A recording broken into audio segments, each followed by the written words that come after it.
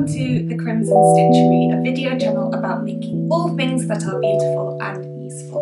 My name is Anushka and you can find me elsewhere online as Asawatelling, that's Asawatelling, and that's my username on Instagram and on Ravelry too.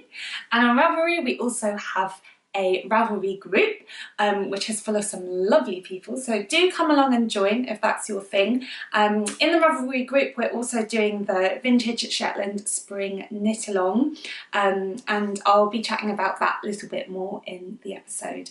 Show notes for this video, as with all of my videos, are found underneath in the down bar in YouTube, so do click on there to find links and information that on the things that I'll be mentioning in the podcast. In this episode, I will share some finished objects, what I've been knitting on. I'll share a little bit of mending. I've been doing a little bit of darning at home here. And at the end of the episode in Conversational Threads, we'll have a bit more of a chat, and I will also read a poem for you. I haven't done that since episode 2, where I read part of a speech and had a discussion with you guys of a speech by Audre Lorde, a very famous one. And today I'll be reading another poem, as I've had requests to continue in that vein. Before I get into knitting, I'll just talk about what I'm wearing. This is something that I generally mean to do on the podcast, and I tend to just forget, like it just slips my mind, because I think at this point I've been making my own clothing for more than half of my life. So most days I'm wearing something handmade. If it's not a pair of socks, maybe it's a hat or gloves, or maybe it's, you know, a top or a trousers, or most likely a dress, especially in the summer. So yeah, before I forget, I made this dress circa 2010, quite a while ago. Still fits me, yes. The pattern is a retro Butterick pattern from 1947, and sewing vintage or retro styles was a massive motivation for me when I was learning to sew, because basically I couldn't afford what the actual vintage clothing in vintage shop. It was way out of my budget, and yet I could afford to make a dress. So this dress probably cost me less than 20 quid, whereas a 1940s cotton summer frock could have been anything from 80 to 200 pounds in a vintage shop in the UK, depending on the condition. You know, I have found cheaper things, maybe around 40 pounds for a vintage dress, 1940s, 50s or 60s. I found them cheaper, but that tends to be when they're in quite bad condition, when the fabric is shredding out and the seams are fraying and so on. But anyway, way cheaper to make it yourself, and still fits even though it's nearly a decade old. And then I'm wearing it with this patent leather mock crook belt, which is just from a charity shop, so it probably only cost about 2 quid as well. Just a car alarm going off there. Oh, the joys of suburbia, yay! Yeah, the fabric is from Goldhawk Road in Shepherd's Bush in West London, which is where me, as well as the rest of the theatre industry, tend to buy their fabrics. And it's a gorgeous Japanese print on a very, very fine high thread count cotton lawn. So let me stand up. So yeah, here's a little bit of a close-up of my torso, showing the fabric. It's really lightweight, cooling to wear. I've travelled all around the world in this. I've worn this dress in Scandinavia and Eastern Europe. I recall travelling to Prague and wearing this dress for the Prague Quadrennial, which is a festival of scenography. I've travelled to, you know, Southeast Asia in it. I've been to Indonesia, Malaysia, Singapore, Vietnam, etc., etc. So I've done lots and lots of travelling in this dress, and it's held up really well. It is floral, and yeah, it's this Japanese floral print, and I like it because it feels really cheeky. It's very, very bold, and it's got different types of mark making on the print. It's got some stripes here, it's got some circular kind of outlines of spots there. Obviously these kind of bits as well that are completely black, and leaves and daisies, and I do like a floral print, but I'm extremely, extremely fussy when it comes to them, because I don't want anything that's too chintzy. I like my flowers to be really bold, so sort of more maybe 60s and 70s patterns compared to like those 80s big cabbage rose things. Yeah, I'm really fussy. I'm really fussy about the colour, the pattern. It's got to be really eye-catching and a little bit cheeky and a little bit humorous. I don't like it when things are too twee. Yeah, that kind of just puts me off. I also don't like it when things are too kind of overtly feminine. I like to play around with different types of bold motifs and pattern. So yeah, that's Distress. Glad that I remembered to tell you about it this time. There's one pink cardigan that I've worn on 2 podcast episodes now and totally forgot to say anything about that, so that will make a reappearance at some point, although it's getting rather warm. So at some point in the near future that will make a reappearance and I'll tell you about that then. Likewise, I've had quite a lot of requests to talk about my home furnishings and my sofa coverings, and I have made a very short video about that, not the normal podcast length, and I'll be releasing that in the future as a separate video. I'm kind of saving it up for when I'm at a busy period at work, so rest assured, sofa blanket fans, it's coming, it's coming. Okay, knitting. So I've got a finished object, yay! And it's one that you've seen before, yay! So here is my own test knit for my own pattern of the red brick socks. They've been blocking, so they're still slightly damp. But you know, you get the idea. You've seen these socks before. They've got this lovely texture. They've got this slip stitch ribby kind of pattern on a pearl background, and yeah, so the red brick socks was released last week, the knitting pattern that is, and massive thank you to everybody who has downloaded the pattern since then. I was really just so overwhelmed and touched by your support and your generosity. I've never written a sock pattern before. I actually used to write some knitting patterns and do a bit of knitwear design, but that was such a long time ago, and to be honest with you, I'd sort of written it off and thought, oh, it can't possibly be for me. There's so much competition, there's so many other people doing amazing things, like who's interested in what I've got to do and I've got to say. And it's just, I guess it's funny the things that we tell ourselves when we put limits on ourselves. And I'm a really confident person in other areas of my life, and you know, I'm the kind of person that if someone says that I can't do it, I'll just ignore them and I'll just try and do it anyway. And that's got me, you know, so far in life. But I was kind of surprised, like the narratives that I was saying to myself in my head, saying that I couldn't do something, which actually I was really capable of doing. And your response was just, honestly, it was staggering. Thank you so much. If you're watching this video just after it's been uploaded, you might just have time to catch the end of the sale period, because I released the socks with a discount code for the first week. So the discount code runs out at 23.59. British summer time, so London time, on Thursday the 25th of April. So do click over to the video. I'm going to put a link on the screen here, and I'll put a link in the down bar as well, and watch that to see what the discount code was, because if you had your eye on the pattern, I'd hate for you to miss out on the discount. So yeah, thank you so much for your support, everybody. So going on to this pair of socks, this was knit out of a sport weight yarn, so it's my heavier weight option in the pattern. Do click onto the video to find out more about the different options that are available in the pattern too. So yeah, it's knit out of Rauma PT5 Sport. I really wanted to try Rauma yarn because they have such an amazing range of colours, and I've had so much good feedback about their yarn ranges. PT5 Sport isn't currently available to purchase commonly in the UK, so I had that yarn muled back for me by a friend. So, you know, make friends with a Norwegian. And the hardest part about choosing this yarn was picking the colour, because yeah, the colour ranges are really just spot on and really fabulous. So I've got this kind of dark garnet red, and I wanted to try this out, well, firstly because I wanted to test knit through my pattern, make sure that the directions and the numbers all added up, so I did that.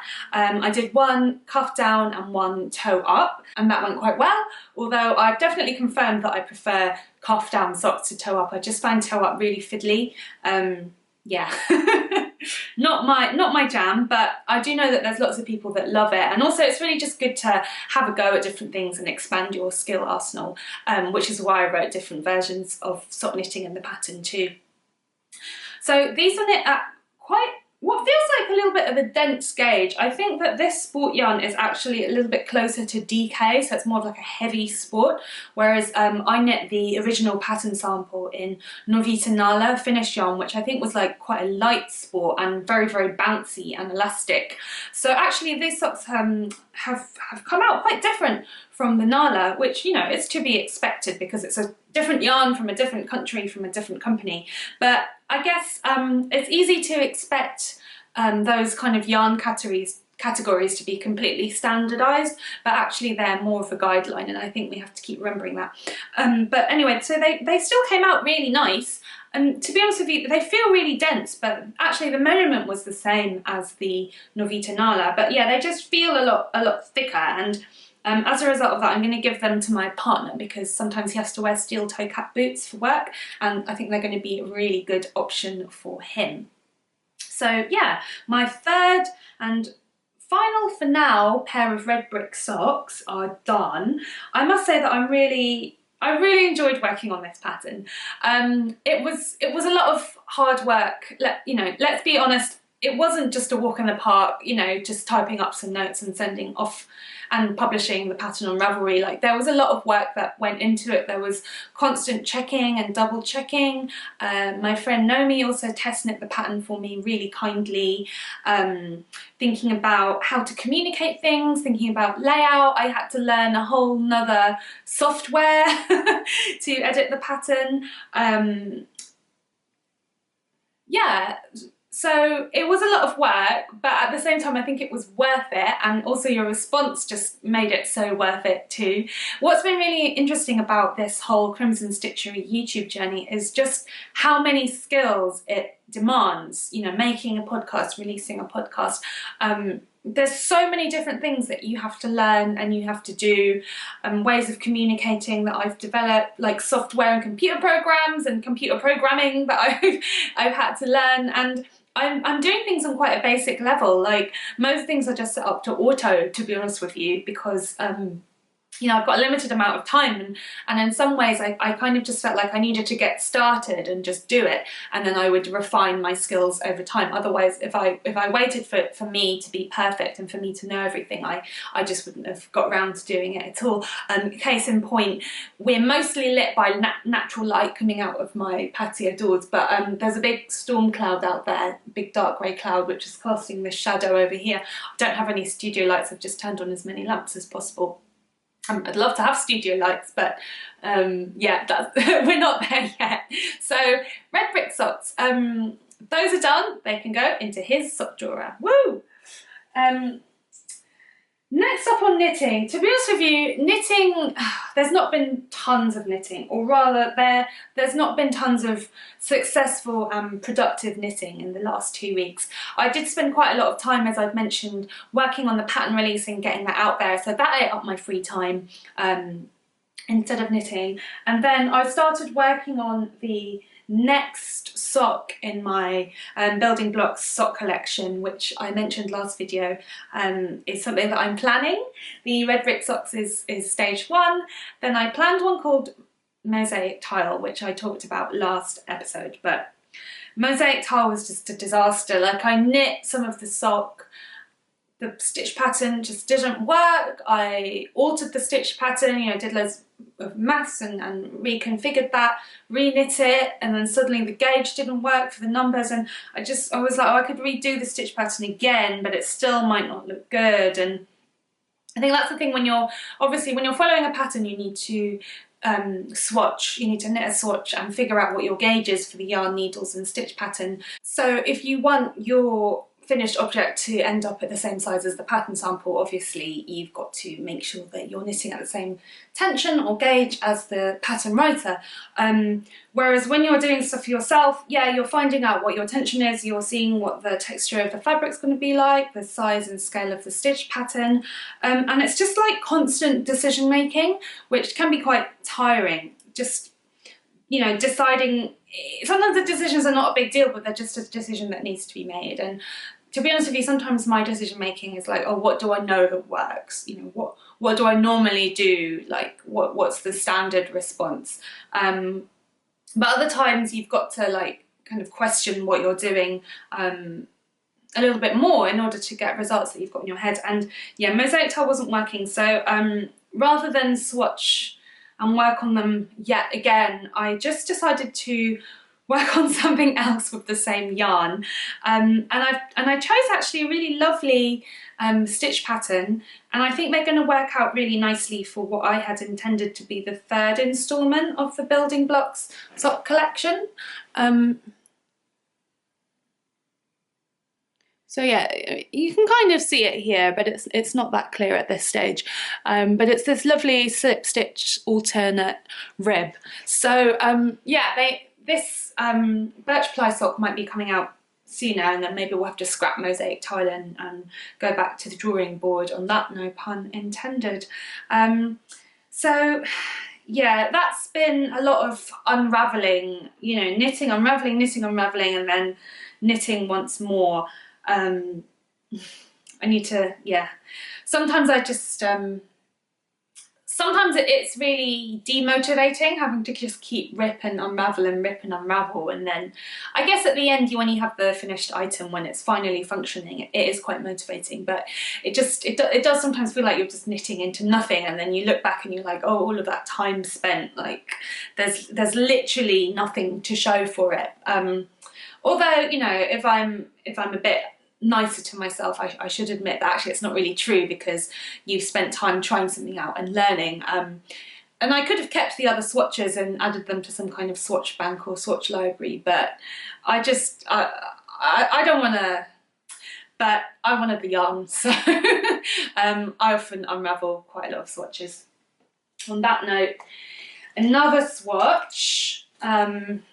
So yeah, this is what I mean, like there's not been a lot of knitting, there's been a lot of swatching and thinking and trying things out, and hasn't always worked out, but I do pretty much always knit a swatch, unless it's for something that I've repeated a lot, using the same yarn and needles, i.e. socks, in plain, simple stitch patterns. But when it comes to garments and accessories, I will always knit some kind of swatch. And the reason for that is, well, I very rarely, as I've said, I very rarely use the same yarn as called for in the pattern. So I pick something else based on the tension, the gauge of the pattern, or the existing yarn weight. I might just pick another brand or another style, or sometimes I'll just pick a completely different yarn entirely with a completely different gauge, and I'll actually reconfigure most of the pattern according to the yarn that I want to use. So I always have to swatch because I'm always doing something different. So here are some beautiful Donegal tweed. It's 100% wool from Ireland, authentic Donegal tweed. And my grandma bought this because she wanted me to make her hat. So here we go. It's this chestnut brown, warm brown colour with loads of flecks of orange, golden, yellows and dark browns in it. So it is quite beautiful. But it's definitely not something that I would have chosen. And she wants me to make her a hat, so I swatched some stitch patterns, but it's quite hard because there's so much texture in the yarn, you can barely see the stitch pattern at all. So this top one is a stockinette chevron, which I loved, but I feel like you just can't barely see it at all, which is a bit of a shame. And then this bottom one, I decided then that I needed to choose a pattern with some pearls so that there was more texture and shading. So this bottom one is like a zigzag stripe horizontal stripe, and it's still really, really subtle. But I don't know, because, so stockinette, chevron and zigzag stripe. I originally wanted to have a zigzaggy chevron fabric, but I didn't want bold either horizontal or vertical stripes. I just wanted everything to be a chevron. So this top one would have worked out fine, except that you can barely see it. I mean, you kind of know, I know it's there. And I could make the hat in it, and it would be like a hidden secret, but I mean, you have to get pretty close to see it, and maybe I'll just do the bottom one, but it's quite bold and funky, so I don't know if she would love it. Just one last note about gauge before I continue. I had to cast on a few more stitches here because of the zigzag stripe stitch pattern had a different stitch count, but the gauge of the two is completely different. Like, this stockinette chevron is really quite dense and firm. It's really nice. It works really well, and the yarn is fluffed up quite nicely. I haven't blocked it. I just sprayed it with water to flatten it so I could show it to you on the podcast. So this one at the bottom, you know, it's really much wider. It's not just wider because I've, you know, note that I've cast on a bit there, but the whole pattern is much looser and it's really drapey and much holier.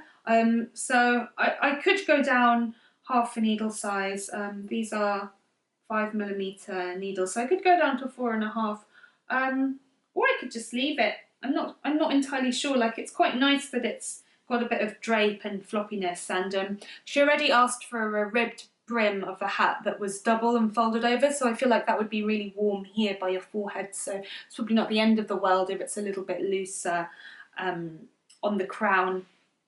So yeah, I'm not quite sure. I went back into my stitch dictionaries and there's like another 3 patterns that I could swatch for, but I just don't know if I can be bothered. I might just knit this one and the zigzag stripe, just because, yeah, same with the sock, it's just a bit demoralising. Like, you pick something and you think it's all going to work out, and then, you know, it just goes to show that, like, my knowledge maybe of yarn properties needs to go a bit further. But I think what it is that I have used this yarn before and knit a pattern, but firstly the yarn was a pale blue, so it was just lighter in colour, so you could see what was going on in the pattern a bit more.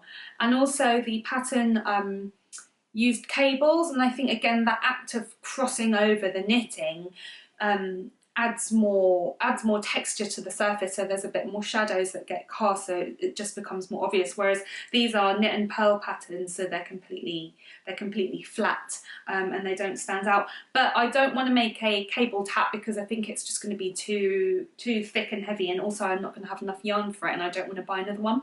So yeah, I will be unravelling this swatch, rewinding it and re-knitting it once I've made some kind of decision, but I'm feeling lazy in that I'm not going to swatch another stitch pattern, and maybe I'll do this zigzag one. I think the thing is that I'm not sure how much of a zigzag person she is. She does have a beautiful chevron black and white zigzag blouse that she looks fabulous in, but I'm not sure she would have chosen it for a hat. But then, you know, she would have just chosen a plain stockinette hat, and that's not what I want to knit. I also think the zigzag is really fun. I can see it in a more of a me colour, in like a fuchsia or a burgundy or even a cream in the tweed. I think would be really gorgeous. So it could be something that works out really well as a pattern once I make some decisions. So yeah, that's that. The last thing to mention is my Jamieson Tunic, which is part of the Vintage Shetland Spring Cal that I'm hosting over on Instagram with hashtag Vintage Shetland Spring KAL, and also in our Ravelry group where we've got a discussion thread. And yeah, me and other knitters are having various ups and various downs along the way. This is a really casual and low-key knit along where we're picking any project from the Vintage Shetland Project by Susan Crawford, and there are accessories projects as well if you don't fancy a full-on sweater, because some of them are pretty intensive, to be honest with you.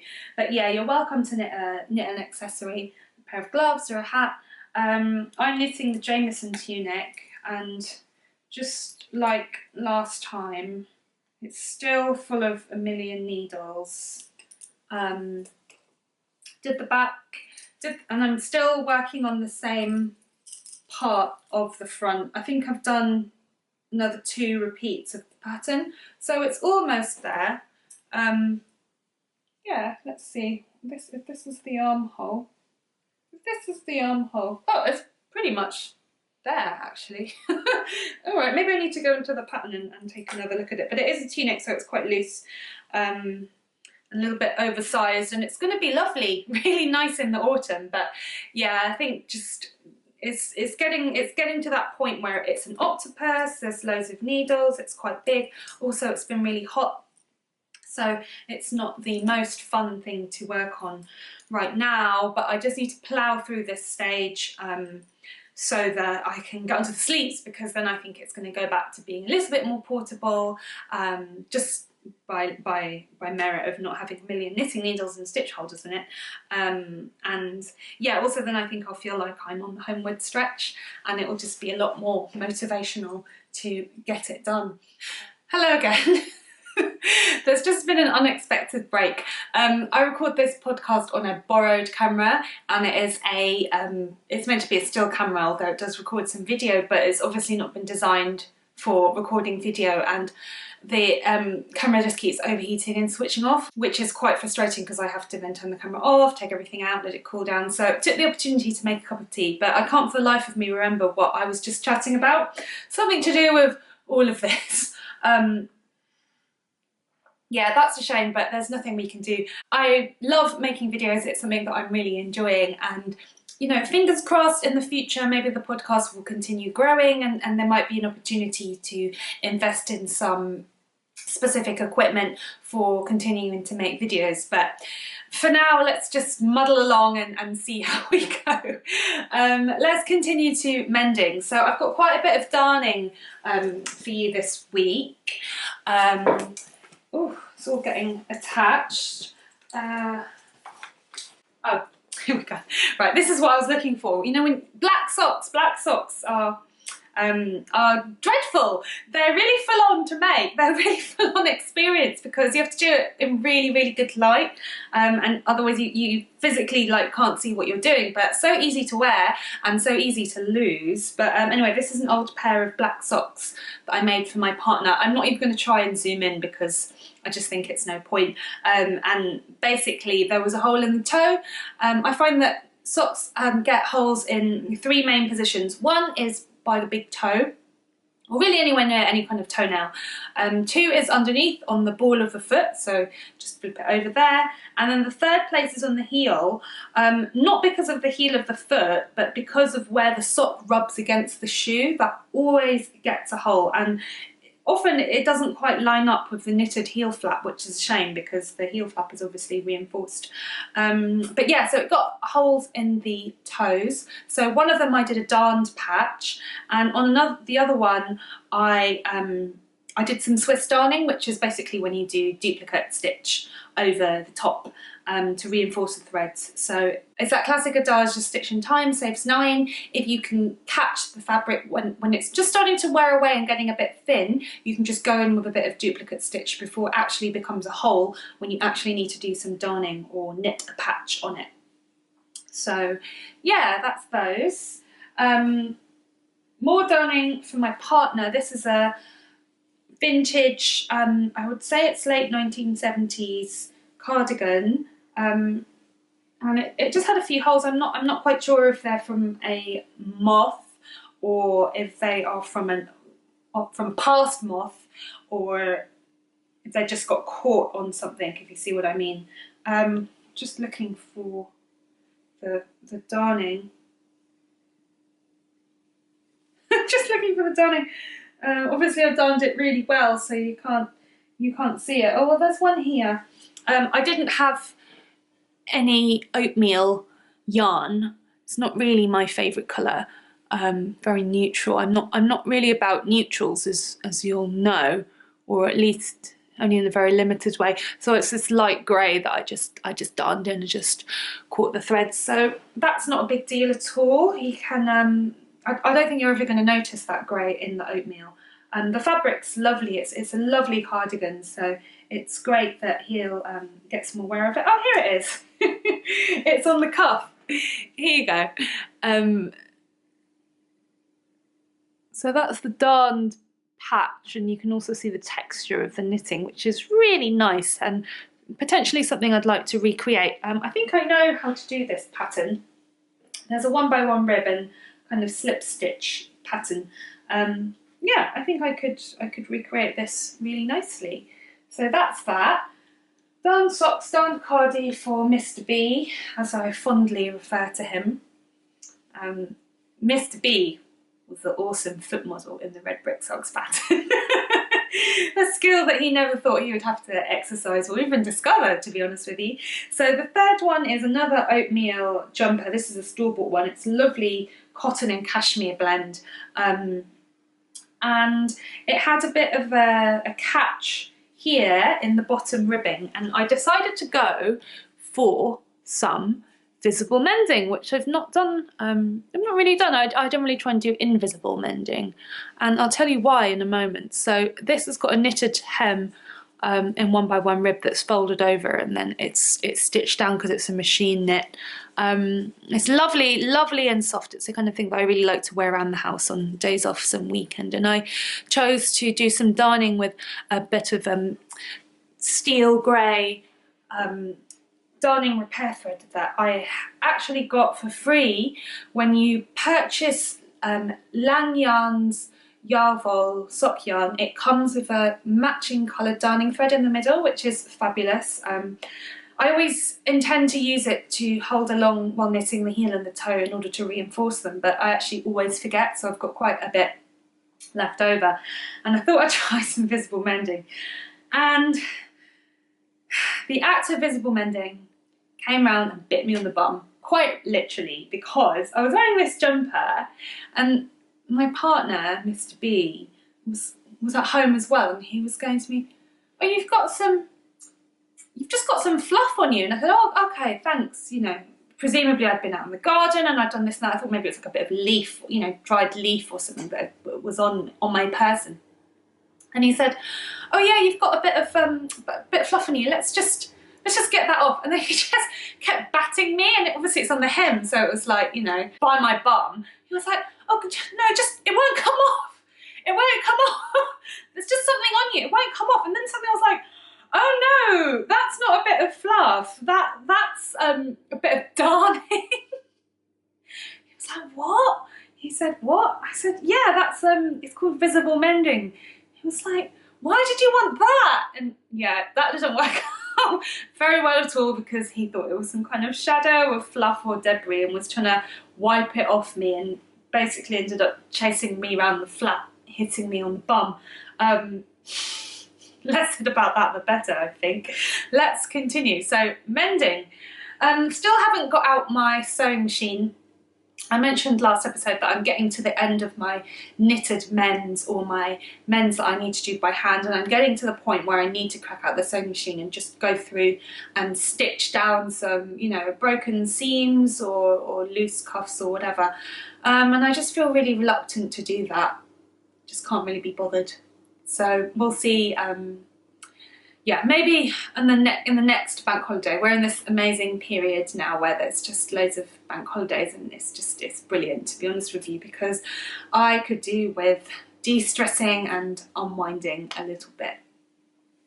Okay, so let's put all of that, oh, it's heavy, away. Oh, that was heavy, very heavy, for now. And let's go towards conversational threads. Conversational threads. So all of my videos actually betray the reality, which is that they're quite fragmented. I've mentioned this battery issue, we have lighting issues. just different things that happen because I'm recording in my home, not in any kind of studio environment. So I've just got a bit of lukewarm tea. Take a sip of, and I've got a little bicky down there as well.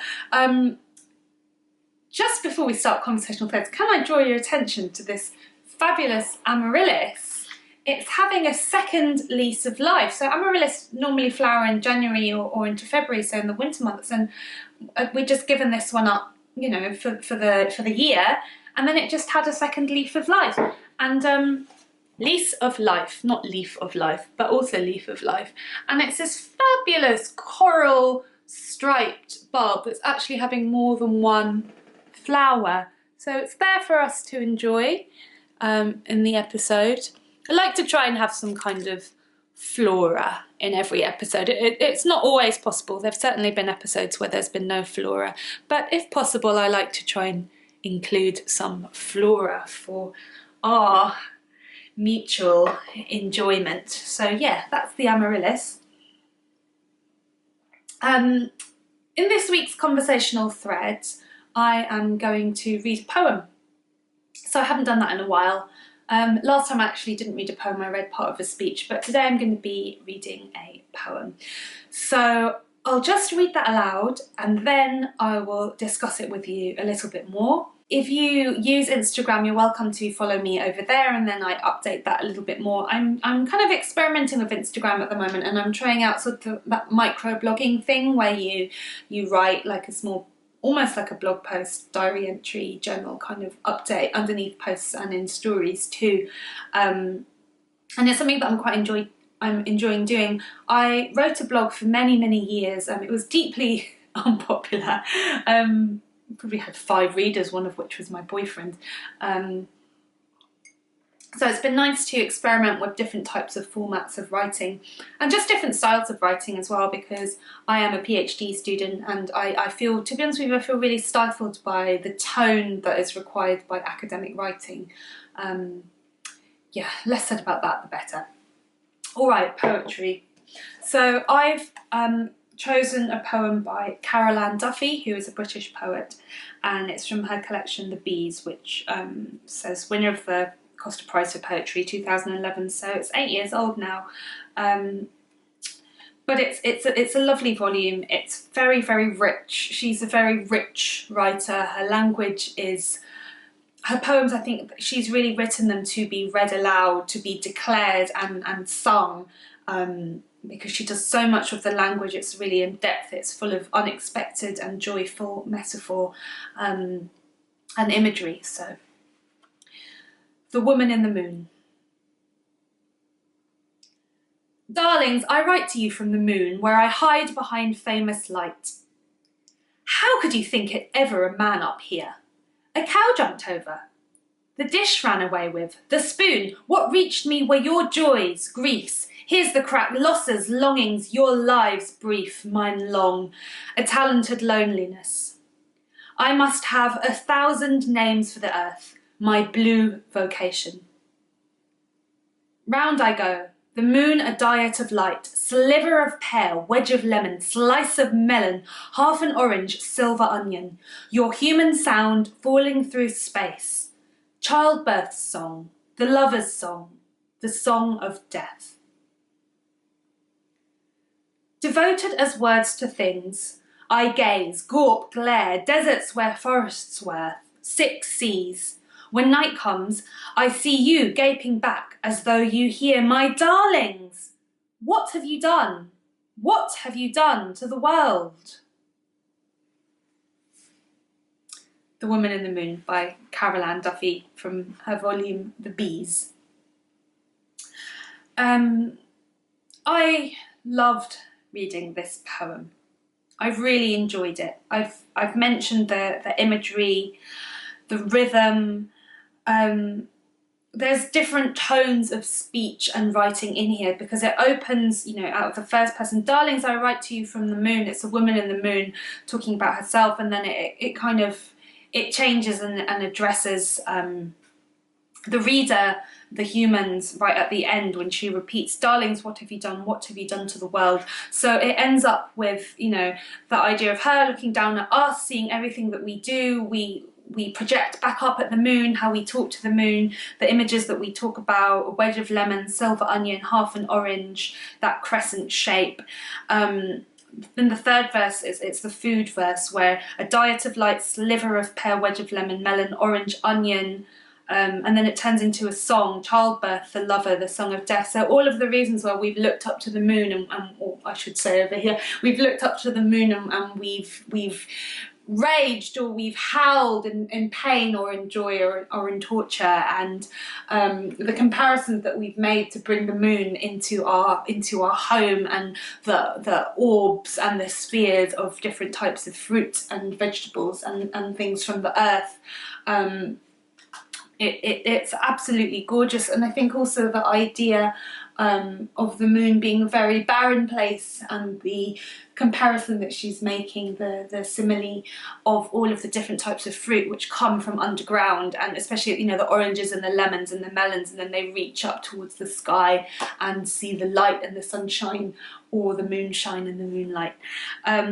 So it's all about what humans feel when they see the moon, and kind of switching it around and imagining, what does the moon feel when the moon, she looks down at us, and she's incredulous and horrified. Darlings, what have you done? What have you done to the world? Well, obviously we've not done very great things to the world, have we? So I think it's a really nice idea of this circular, cyclical gaze from human through the eye, another orb, up to the moon, and the gaze of the moon, and coming back down. And yeah, the language is gorgeous. You can just revel in it and enjoy it.